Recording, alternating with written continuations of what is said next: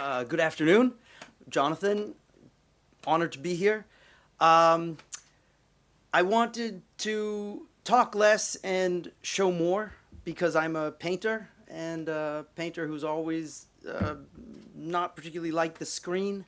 And in the age of the screen where everybody swipes right and swipes left, I feel that making paintings and prints and sculptures, making things where the hand, the mark of the hand is evident, is as important or possibly even more important than it ever has been. History was very heavy in my family. My mother remembered the Kristallnacht her entire life. Most of my father's family here in Europe was murdered by the Nazis. So our family grew up with a very acute awareness of what one group of people could do to another group of people, and the horrors that othering can bring about. From a very early age, my father told me about the immense Francisco de Goya, for me the greatest artist, who was avant-garde before Saint-Simon ever came up with the idea of artists having as a responsibility to show what was in front, just like the avant-garde in the French army, to show what was ahead. And so Goya inspired me at a very early age to try to be a political artist. Big word.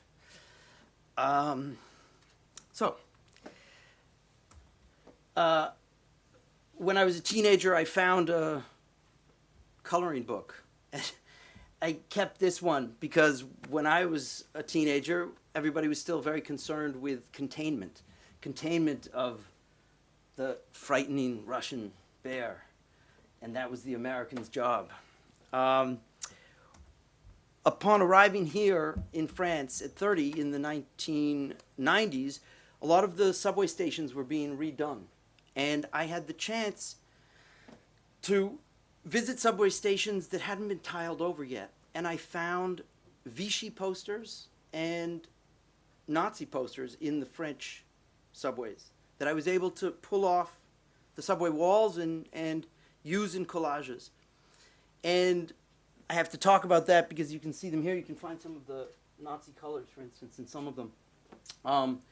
Because I felt taking this Nazi and Vichy past and putting it into works that I call Americans in Paradise, only because I'm American, but we can also have Soviets and now Russians in paradise and now Chinese in paradise. The Americans and the Soviets, when they defeated Nazi Germany, they took the scientists from Nazi Germany and didn't try them. They protected them and they used their knowledge. They brought them to Washington. They brought them to Moscow and beyond, and used their knowledge. And somehow the world we're in now has that Nazi know-how completely embedded within it. The space project, the satellites, the rockets. We have Wernher von Braun to thank for a lot of that, if thank is the right word. And so, I'm sorry, you can't see this too well, but this is a large painting called A Trap of Our Own Design, which you can choose the date for when we started designing that trap.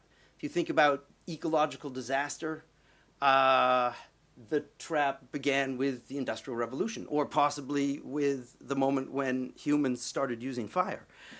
But there are a lot of traps of our own design out there. And unfortunately, a lot of our politicians, I certainly won't say all, but I find that many are somehow these clowns with the film on a perpetual loop. You can change the clown on the jackass, but the loop keeps going. Not all, but far too many. Barbara Tuchman points that out in her amazing book, The March of Folly. I painted this quite a while ago. Our house is on fire, our beautiful house. And our institutions that are meant to preserve justice and maintain democracy are under attack. Poetry teaches us so much. Poetry teaches us about ellipsis, leaving things out. And the great poet William Butler Yeats, thinking about Shakespeare's Hamlet, said something to the effect of, "Say a little in your Hamlet, say it all, and you are nothing." Taught me about what I wanted to paint, how I wanted to paint. Dogs standing in for humans, blind dogs, dancing dogs, celebrating dogs, dogs in environments that are so catastrophically polluted that there's no escape. And then when I look around, I feel there are unfortunately so many people who find ways to forget about what we are confronted by, what we have made, building our trap. This is a very large painting. Unfortunately, you can't tell on the screen, but it's called Drug World. Each drug sort of appropriately placed, I hope, where it should be. Cocaine here, heroin, the old world drug. The Japanese only get alcohol. But one can drift off into the drug world. Please notice the world's one giant pill instead of confronting the problems. Problems that get brought back from foreign wars, opium, heroin. And the land of the lotus eaters is a land with lots of scars and lots of damage. And while that damage is being done, there is other damage being done. I call this painting Bubblegum Factory because I see so many things being produced that are as useless as bubblegum, right? And not just useless, but frightfully polluting. This painting, again, large painting, is called Keeping the Stock Market Soaring. Eisenhower warned in his farewell address about the military-industrial complex. They've triumphed. It's not that they're there. They have triumphed. But the problem is the military pollutes, the American military pollutes, I just saw, as much as the entire country of Denmark, to come back to Hamlet, Prince of Denmark. And there's no question that as the bombs come down, the stock market goes up. And we put our faith in that in many, many countries. Here, just to give you an idea of the scale, this is called American Trinity. Not Father, Son, and Holy Ghost, but the Air Force, the Army, and the Navy. We believe in it. With its intelligence centers that are blank, its covert operations, things we just don't see. Or the times when we do see what's happening, this is called Can You Hear Them? Where we, and we being we, or our governments, many governments, far too many governments, jam the airwaves to send in the soldiers. But as Clausewitz, the Prussian military theorist, said, he talks about a fog during war, that we don't know what we're doing. And so the faulty maps where we're bombing lead to collateral damage, the euphemism. And when we do capture people, they go to prisons that are completely opaque. And what happens in those prisons, the torture that should never be done to anyone, continues. So how do you get people interested in this stuff when just about everybody will say, I'm a good person, I don't want to hurt anybody, I believe that we should help people? Well, to sell the product, you have to make it pretty sexy somehow, right? And so I have another series about the sexiness of selling the military. Here, the very female and male attributes up at the chilly North Pole. They're going to keep each other warm. Or this one, mine is bigger, right? you can feel really virile. Midnight hookup. I think there should be some birth control when it comes to letting them like have little airplanes. And then this idea of the fog of war. If we don't know the targets, then aren't we making as many enemies every time we bomb? And we, meaning we humans. We may get a few people we have to get, but chances are we'll make just as many enemies with what we're doing. Targets that aren't targets. Targets that are incomprehensible. Targets that create eggshell cities. Targets that encourage the pollution, the destruction of our most beautiful creations, our cities.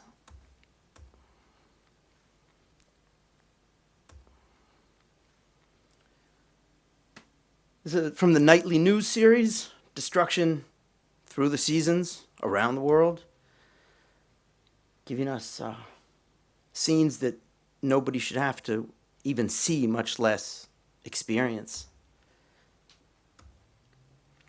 And so in my painting, as I said, I try to show just enough with the messiness of painting using low-tech methods to talk about high-tech destruction, pollution. I try to create onomatopoeias, visual onomatopoeias, to show the dystopia that, again, should not exist. These are the aftermath, the ghostly cities, the barren places, the embers, towns where there's nothing left, so you might as well fill them with graffiti. Cities of holes. And then the idea that all of this is perpetrated because it profits a certain group, or even more terrifying, this may occur on a global scale due to error, not thought, not reason, but error.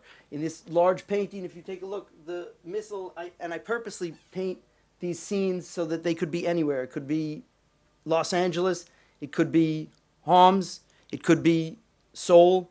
I want the cities to be pretty much universal, and given current architecture, it works. The human error, you can see, I hope, that the missile is going off in the wrong direction, wrong place.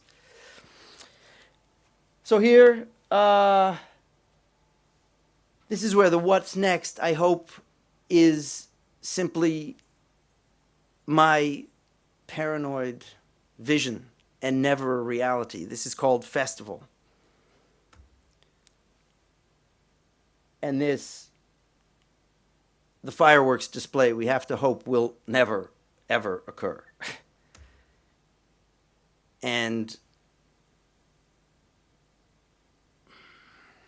what has happened all too often in the history of humankind that must never happen again.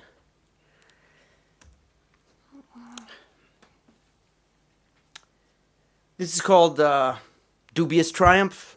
With every triumph, certainly in military terms, there's also a defeat, terrible defeat. We're waging war on nature, and we're creating enemies instead of using diplomacy to create friends, education to create friends. And nature isn't always that kind to us either.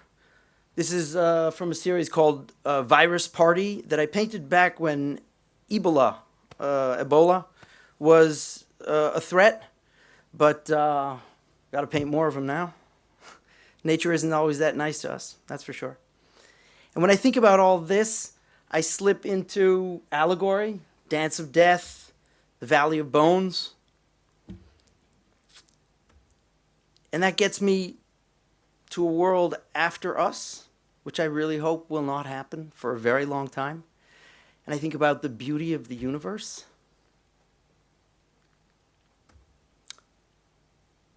and how beautiful it is here.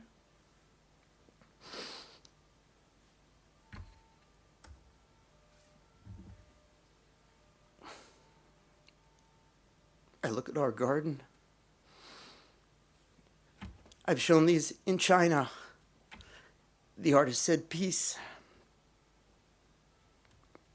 I've shown these in Russia. The artist there said peace.